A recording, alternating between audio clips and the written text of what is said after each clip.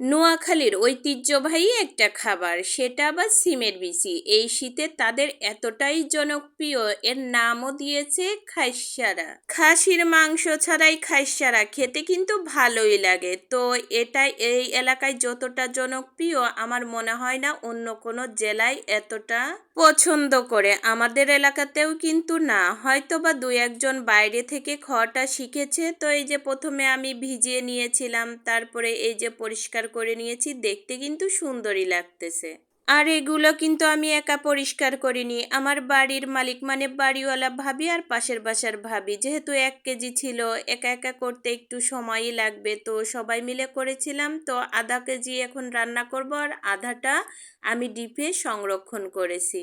আর সব কিছু গুছিয়ে নিয়ে রান্নাটা করতে চলে আসলাম। আর এই যে মাছ, কিছু কিছু মানুষ ওই যে তেরামি করে না, ঠিক এই মাছটাও আজকে আমার সাথে তেমনই করতেছিল।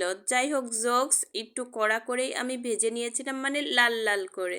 এরপর আমি উঠিয়ে রেখে এবার মশলাটা কষিয়ে নিয়েছি। ওই যে আদা, রসুন, পেঁয়াজ, তারপরে পরিমাণ মতো হলুদ, লবণ, জিরা গুঁড়া, ধনিয়া গুঁড়া সব কিছু দিয়ে খুব ভালো মতো আমি মশলাটা কষিয়ে নিয়েছি। আর সরিষার তেলেই কিন্তু রান্না করি। আর ওই যে টমেটোর আলু দিয়েও খুব ভালো করে কষিয়ে নিয়ে এবার ওই যে সিমের বিচিটা দিয়েও আমি খুব ভালো করে কষিয়ে নিব।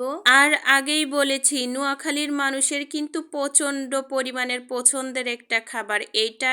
এই শীতের সিজনে মানে ওরা যে কোনো অনুষ্ঠানে তো থাকবেই, প্রত্যেকটা হোটেল এবং কি বাসা বাড়িতেও একদিন পর একদিন, কিংবা অনেক পরিবারে আছে প্রতিদিনও, মানে খাদ্য তালিকায় এটা থাকবেই তাদের, এত পরিমাণে পছন্দের। তো এই যে নোয়াখালীর আপু ভাইয়ারা যারাই ভিডিও দেখবা, আমাকে কিন্তু একটু ক্ষমা দৃষ্টিকোণ থেকে দেখবা, হয়তো বা তোমাদের মতো অত মজা করে রান্না করতে পারবো না, তবে আমি যেভাবে রান্না করি সেভাবেই করেছিলাম। খেতে কিন্তু অনেক মজার হয়েছিল, যেহেতু আমার জামাই বেডার একটু বেশিই পছন্দ।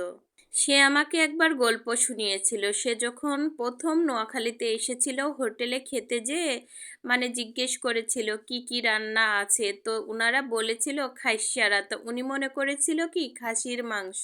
মানে আউটসাইডে যেহেতু পরে খেতে বসেছে, পরে দেখে ও মাছ সিমের বেশি দিয়ে বড় মাছের মাথা দিয়ে রান্না। তো এখানে কিন্তু ওই যে বললাম না, ওরা খাইসারা বলেই জানে। আর উপর দিয়ে একটু কিন্তু ভাজি জিরে গুঁড়া আর হচ্ছে ধনিয়া পাতা দিয়ে দিলাম। ওহ, কি যে মজার হয়েছিল, অনেক মজার হয়েছিল। আর আমার রান্না আজকে কেমন হয়েছে অবশ্যই সবাই বলবা। আজকের মতো বিদায় নিচ্ছি, ভালো থাকবে, সুস্থ থাকবে, আল্লাহ হাফিজ।